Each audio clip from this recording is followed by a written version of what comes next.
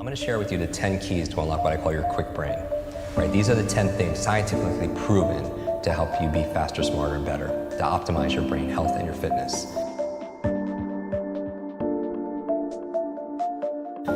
Now, every single thing I'm going to say, nobody's going to debate. Right? They're going to say, yes, of course, but common sense is not common practice. So what I'm going to ask people who are watching this is to rate yourself 0 to 10. How well am I doing in this one area?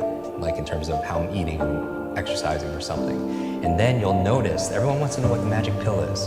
There's no magic memory pill, there are magic memory processes, right? If everyone wants to know the one silver bullet, you have to do all of these things because that's what falls within the focal point. Meaning the 80-20 rule, the 20% that gives you 80% of the results and the rewards.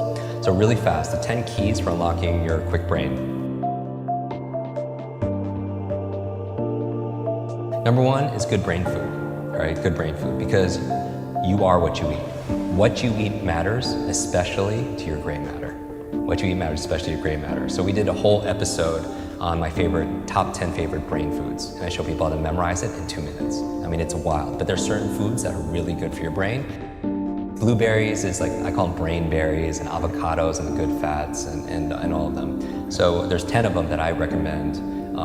And so they're really excellent. They're very neuroprotective and such, including dark chocolate. So dark chocolate is good. What's good for your mood is generally good for your mind. But so a good brain diet is number 1. So just rate yourself on a scale of 0 to 10. How good is your diet?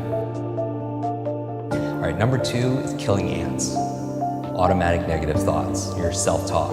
And people get so addicted to these things like, complaining and whatever you're rehearsing, you're literally rewiring your brain to get more of that. It's not law of attraction. There's a law of action that's going on, that makes it, because all behavior is belief-driven.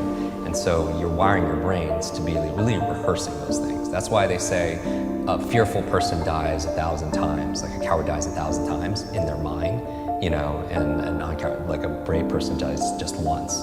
Because every time you're rehearsing, oh, I'm scared of public speaking, you do it over and over again, not only do you get the fear of it every single time, because your mind doesn't know the difference between something you vividly imagine and something that's real. Literally, if you were to put on a brain sensing device, the same parts of your brain that would light up if a dog walked in, you see what parts of your brain lights up, and if you imagine that dog walking in, the same exact parts of your brain will light up. So the mind doesn't know the difference. It's the most powerful tool you have is your imagination. But going back to the power of killing ants, our thoughts are things, and it's activating our imagination. So, don't do it to rehearse your fears and the things that are negative, right? Only have thoughts of things that you want to come that really happen. So the third thing, exercise.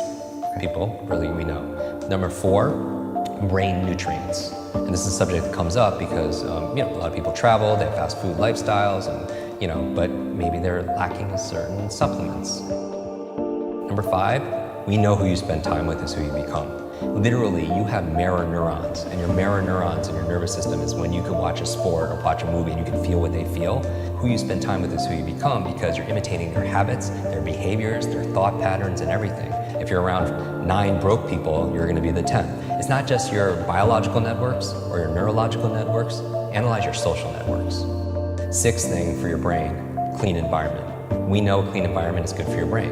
At an anecdotal level, when you clean your desk or you clean your laptop off, you have clarity of thought, right? But I don't just mean that, I mean clean air, clean water, because there's a lot of pollutants that's not good for your cognition. So from there, we have number 7, sleep. This is a big one for so many people. I mean, sleep is so important for your brain for 3 reasons. Number 1 is where you consolidate short to long-term memory. Everyone who pulled an all-nighter back in university, that hurt you because you need that sleep. Number 2, it's where you clean out the plaque that could lead to brain aging challenges.